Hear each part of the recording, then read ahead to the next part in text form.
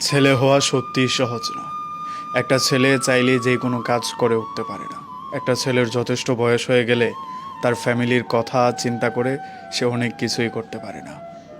একটা 18 বৎসর বয়সের মেয়ে সংসারের জন্য ভাবলেও একটা ছেলের 18 বৎসর বয়স হলে তাকে ঘর ছাড়তে হয় সংসারের দায়িত্ব নেওয়ার জন্য।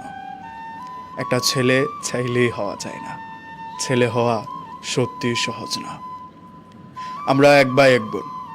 আমার বোনের বয়স যখন 15 হলো, তখন আমার বাবা দায়িত্ব নিয়ে গুরুত্ব দিয়ে আমার বোনের জন্য ভালো কলেজ, ভালো একটা ছেলে খোঁজা শুরু করলো। কিন্তু আমার বয়স যখন 17 হলো, আমার বাবা আমাকে বাহিরে পাঠানোর জন্য অনেকভাবে চেষ্টা করা শুরু করলো। আমি আমার বাবার দোষ গাচ্ছি না, কিন্তু একই বয়সে দাঁড়িয়ে দুইটা পার্থক্য শুধুমাত্র বোঝানোর চেষ্টা করছি। ছেলে হওয়া সত্যি একেবারে সহজ না। আমার বয়স 18 থেকে 19